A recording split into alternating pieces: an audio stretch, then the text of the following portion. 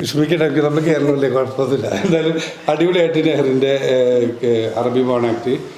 Kerala school കലോത്സവത്തിൽ A grade തിളക്കവുമായി ICT English medium high school 10ാം ക്ലാസ് വിദ്യാർത്ഥിനി ആയിഷ നെഹ്റിൻ. അറബിക് മോണാക്ടിൽ മിടുക്ക് തെളിയിച്ച ആയിഷ നെഹ്റിൻ കേരള സ്കൂൾ കലോത്സവത്തിൽ ഹൈസ്കൂൾ വിഭാഗത്തിൽ എ ഗ്രേഡ് കരസ്ഥമാക്കിയത്. തിരുവനന്തപുരത്ത് നടക്കുന്ന കേരള സ്കൂൾ കലോത്സവത്തിൽ അറബിക് മോണാക്ടിൽ എ ഗ്രേഡ് നേടിയ എറണാകുളം ജില്ല Pallikkara Peringala ICT English medium സ്കൂളിലെ 10ാം ക്ലാസ് വിദ്യാർത്ഥി ആയിഷ നെഹ്റിനാണ് ഇന്ന് എന്നോടൊപ്പം ഉള്ളത്.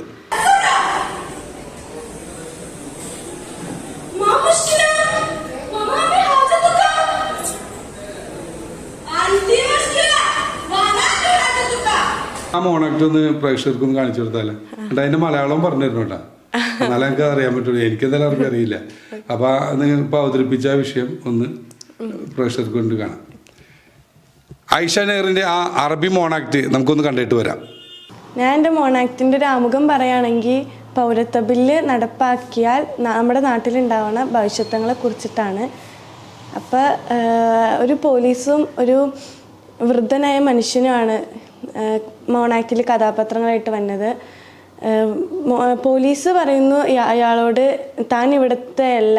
അപ്പം അയാൾ മാനസികമായിട്ട് അതിനെക്കുറിച്ച് കുറേ പറഞ്ഞിട്ടും പോലീസ് അത് സ്വീകരിക്കാണ്ട് പുള്ളീനെ ജയിലാക്കുന്നു.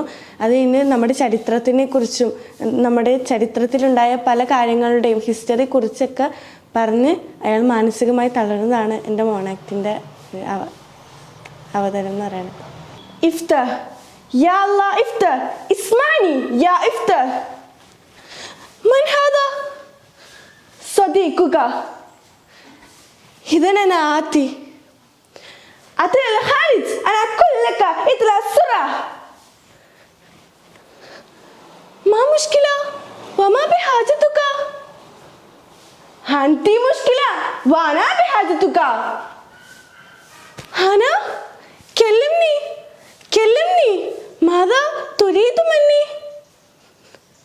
أين بطاقة أي بطاقة الشخصية وبطاقة التعريفية.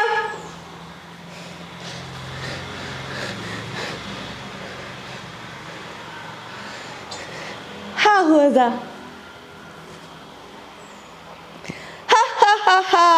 يا صديقي هذه منتهية، هذه رسالة. سيدي كنت تعبان وأنا كنت عاجزا لتجديدها. لا أنت كذاب، ما هو دليل أنك هندي جنسية حسب النظام الجديد؟ أنت مجرم. لا يا سيدي أنا ولدت وترعت في هذا البلاد منذ زمان. أنا أعيش في هذا مع عائلتي ونحن متورطون الأعمال السلبية والعكسية. اسكت يا لا جسمك مهففة لأن لحيتك مربعة وملابسك مزعجة. أنت رهبي بالضبط. لا يا سيدي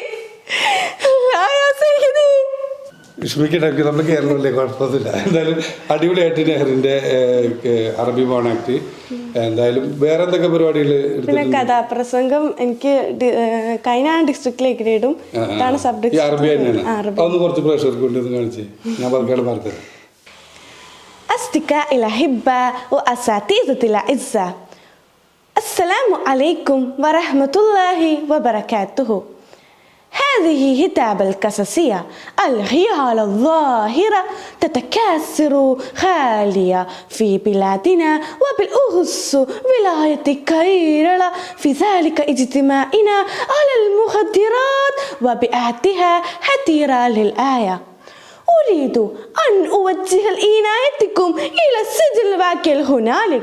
في هذا السجن متواجد واحد فتى البالغ من العمر 20 سنوات تقريبا، وهو سجين منذ سنوات. എന്താ പറഞ്ഞത് എനിക്കൊന്നും മനസ്സിലായില്ല. അവളോട് തന്നെ ചോദിക്കാം. എന്തിപ്പോ കഥാപ്രസംഗത്തിൽ പറഞ്ഞ? അത് ലഹരി അഡിക്റ്റായ ഒരു കൊച്ച് ഉമ്മാനെ വാപ്പാനും ഉമ്മാനെ ഇപ്പൊ നടക്കുന്ന കാര്യങ്ങളല്ലേ? ലഹരിക്ക് അടിമപ്പെട്ട് കുട്ടികൾ മാതാപിതാക്കളെ ഉപദ്രവിക്കുന്ന കാര്യമാണ് ഇപ്പൊ ഈ അറബിയിൽ പറഞ്ഞത്. അപ്പൊ മനസ്സിലായെന്ന് തോന്നുന്നു. എറണാകുളം ജില്ലയിൽ പള്ളിക്കര പെരിങ്ങാല കണ്ണിമറ്റം വീട്ടിൽ അബൂസീനത്ത് ദമ്പതികളുടെ മകളാണ് ഈ 10ാം ക്ലാസ്സുകാരി. സ്കൂൾ തലത്തിലും ജില്ലാ തലത്തിലും നടന്ന കലോത്സവങ്ങളിൽ അറബിക് ഗാനം, അറബിക് പ്രസംഗം എന്നിവയിലും എ ഗ്രേഡുമായി മികച്ച പ്രകടനം കാഴ്ചവെച്ചിരുന്നു. ചിട്ടയായ പരിശീലനവും അധ്യാപകരുടെയും വിദ്യാർത്ഥിയുടെയും കൂട്ടായ പ്രയത്നം മികവുമാണ് തിളക്കമാർന്ന നേട്ടം കൈവരിക്കാൻ കഴിഞ്ഞതെന്ന് സ്കൂൾ പ്രധാന അധ്യാപിക പറഞ്ഞു. മിടുക്കിയാണ്, പറഞ്ഞു കൊടുത്താൽ നമ്മൾ എന്ത് കാര്യവും നന്നായിട്ട് പഠിച്ചോളും. ഒരുപാട് വർഷങ്ങളായിട്ട് അവൾ കലോത്സവ വേദികൾ പോണേന് ഡിസ്ട്രിക്റ്റ് ലെവൽ വരെയാണ് നമുക്ക് കിട്ടിയിട്ടുള്ളൂ. ആദ്യമായിട്ടാണ് സ്റ്റേറ്റ് ലെവലിൽ അവൾക്ക് ഇതുപോലെ ഒരു അവസരം കിട്ടുന്നത്. അപ്പോൾ അവൾ നന്നായിട്ട് ചെയ്തു. ഒരുപാട് ട്രെയിനിങ് അവൾക്ക് കൊടുത്തു. ഇതിൻ്റെ പേരിൽ ഒരുപാട് നന്നായിട്ടൊക്കെ പഠിപ്പിച്ച് അവൾക്ക് വാട്സപ്പ് വഴി ഡയലോഗ്സ് ഒക്കെ പറഞ്ഞു കൊടുത്ത്. എന്തായാലും ഐഷ നെഹ്റിന് ന്യൂസ് 94 കേരളയുടെ അഭിനന്ദനങ്ങൾ അറിയിക്കുകയാണ്. അതുപോലെ തന്നെ ടീച്ചേഴ്സിനും മാതാപിതാക്കൾക്കും ഇതിനോടൊപ്പം അഭിനന്ദനങ്ങൾ അറിയിക്കുന്നു. അപ്പോൾ ഉയരങ്ങളിലേക്ക് എത്തട്ടെ. ഇനിയും ഒരുപാട് വേദികൾ ഇതുപോലുള്ള പെർഫോമൻസ് പങ്കെടുക്കട്ടെ. അപ്പോൾ കേരള കലോത്സവം അറബിക് മോണാക്ട് കൊണ്ട് കളറാക്കിയ ഐഷ നെഹ്റിന് കൂടുതൽ അഭിനന്ദനങ്ങൾ അറിയിക്കുകയാണ്.